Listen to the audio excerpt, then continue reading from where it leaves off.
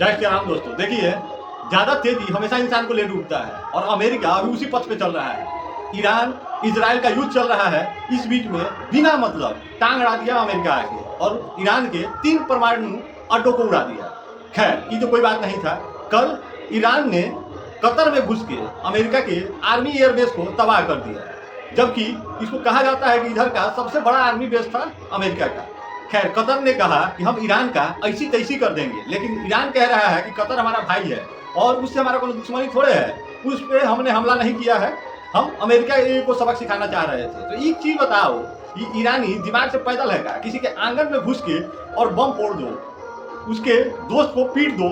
अगर तुम्हारा दुश्मन भी तुम्हारे भाई के घर में छुपा है ना, तो उस पर इस तरह से हमला नहीं करते हैं। अगर हमला करना था तो पहले भाई को बताना था, भाई को बोलना था कि हाँ उसको समझाओ, अगर नहीं माना ससुराल तो उसको बांस कर देंगे, और बांस हम नहीं तुम करो उसको बांस, तब समझ में आता कि हाँ भाईबंदी सही में है। लेकिन कतर अब मानने के मूड में नहीं है, बांस करने के लिए पूरी तरह से तैयार है। वो कह रहा है कि हम तुमको बख्शेंगे नहीं।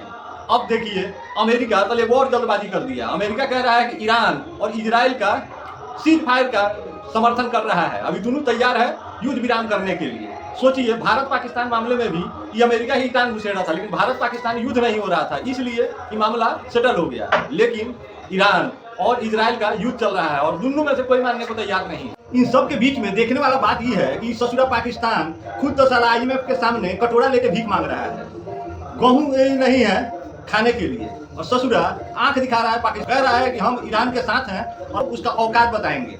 खुद उसके आर्मी चीफ जनरल मुनीर वहीं से घूम के आए हैं। कल ही उनको रिपोर्ट सौंपना था कि वहाँ बात किए हैं, क्या क्या बात हुआ है। तो ससुरा वहाँ के नेता साहब बुलबुला रहा है, अमेरिका से बात करना तुम्हारे बस की बात नहीं है, तुम्हारे औकात से बहुत दूर का चीज है। इजराइल ईरान के 15 शहरों पे कल ही मिसाइल हमला किया है, फिर भी अमेरिका इस तरह का बात कर रहा है, सोचने वाला बात है। खैर, अब ईरान कह रहा है कि अब हम दोनों को सबक सिखाएंगे। खुद को सुपर बॉस मान लेना बहुत गलत होता है। सुपर बॉस वो होता है जो अपने आप को कायदे में और सिस्टम में रखे, रहले रहले उलबुला ना जाए। खैर, इन सभी के बीच में अभी देखने वाला बात यह है कि लड़ाई कतर, ईरान, इराक, रूस, यूक्रेन, इन सभी देशों में चल रहा है, लेकिन इसका असर भारत में दिखने को तैयार है। आज ही न्यूज रिपोर्ट में आ रहा है कि भारत में पेट्रोल डीजल के दाम बढ़ सकते हैं। पेट्रोल 120 तक पहुंच सकता है और डीजल 110 तक पहुंच सकता है। तो सोचिए, हम लोग आत्मनिर्भर कब बनेंगे? हमेशा बात होता है आत्मनिर्भर बनने का, लेकिन जब इस तरह का माहौल हो, लड़ता कोई और है, भुगतते हम हैं। साला लड़ाई उन लोगों का, और उन लोगों को लड़ने के लिए फंडिंग हम करेंगे।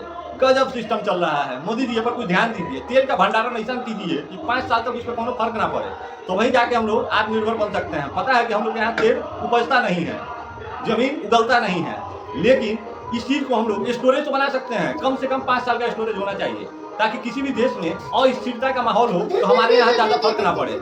बाकी वीडियो अगर सही लगा हो तो इसको शेयर करते जाइएगा। तब तक